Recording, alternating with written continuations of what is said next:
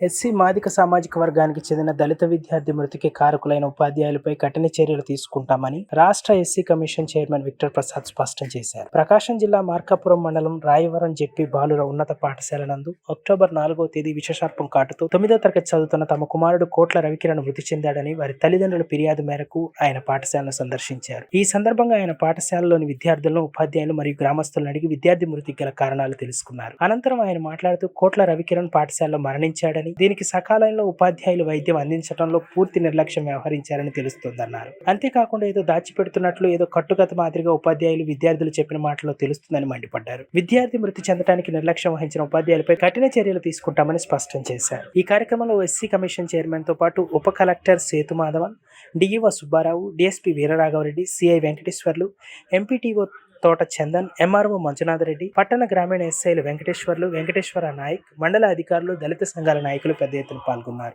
బ్యాగ్లో పుస్తకం తీసుకుపోతే అందులో తేలు ఉంది, ఆ తేలు కుట్టింది అని అంటే నేర్పితే ఎలా చెప్తారు పిల్లలు. అవునవును. ఆ విధంగానే ఇప్పుడు తేలు చంపి ఉంటారు కదా, ఆ ఫోటోలు ఏమన్నా తీసారు సార్ ఉపాధ్యాయులు? అవన్నీ అదే అంటే విద్యార్థులు. Okay okay. ఎగ్జామ్ అదే డీప్లోకి వెళ్ళి ఎగ్జామ్. ఓకే. ఆయన మీద నాకు నమ్మకం. నా బిడ్డకి న్యాయం జరగాలంటే ఒక ఉన్నతాధికారి, నిజాయితీగా అధికారి, ఎటువంటి ఒత్తిళ్లకు లొంగనటువంటి అధికారినిగా నేను పరిగణించి సార్ని వేస్తున్నాను. దాంతోపాటు నేను ఇప్పుడు వెళ్ళిపోయినా మళ్ళీ వస్తాను. నాకు అనేక మార్గాలు తెలుసు.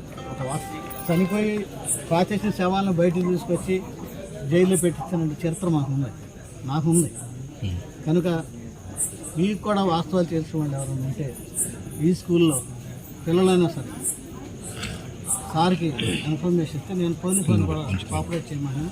బట్ ఈ స్కూల్ ఇప్పుడు head master must be here. ఆయన వెళ్ళిపోయి ఇన్ఛార్జిని తీసుకొస్తారు. ఇన్ఛార్జ్ హెడ్ మాస్టర్ గారు ఏం చెప్తారు? వీళ్ళు చెప్పిందే చెప్తారు. దీనికి హెడ్ మాస్టర్ గారు, పీఈటీ గారు, ఆ స్కూల్లో ఉన్నటువంటి ఆ టీచర్ ఎవరైతే వాళ్ళు బాధ్యతగా చేస్తూ ఆ కోణంలోనే సమస్యను పక్కదారి పట్టించే కోణం, పక్కదారి పట్టించే కోణంలోనే ప్రయత్నం చేసినటువంటి వ్యక్తుల మీద విచారణ చేయబడుతుంది. ఆదేశిస్తున్నాను. ఖచ్చితంగా అమ్మ మీకు మీ కుటుంబానికి జరిగిన అన్యాయం పిల్లవాడిని తీసుకురాలేదు, కానీ ఖచ్చితంగా ఆ పిల్లవాడిని చనిపోతే వాళ్ళు కూడా ఉద్దేశపూర్వకంగా చేశారని నేను అనలేదు. నేను ఆ బాధతో ఆయన వచ్చినప్పుడు సరైన వైద్యం ఇప్పించలేదు.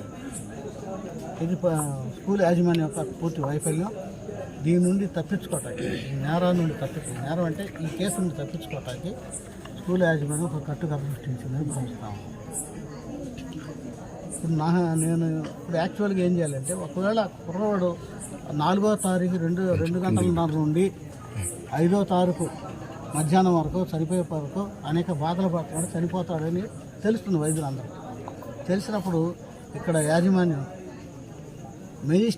పోలీస్ వారికి ఎందుకు సమాచారం ఇవ్వలేదు, లేకపోతే మెజిస్ట్రేట్ని పిలిపించి అతని దగ్గర వాంగ్మూలం తీసుకోవాలి. ఆ కుర్రవాడు చనిపోయేటప్పుడు కూడా ఒక గంట ముందు అదిగో పాము వచ్చిందంటే ఆ పిల్లవాడు దాన్ని కూడా పరిగణలో చూసుకోవాల్సిన అవసరం ఉంది. ఇదంతా జరగాలంటే నేను వచ్చి గంటలోనో అరగంటలోనో విచారణ చేస్తాను. కాబట్టి మా సబ్ కలెక్టర్ గారు ఆధ్వర్యంలో ఇన్వెస్టిగేషన్ ఏజెన్సీ ఆఫీసర్గా నేను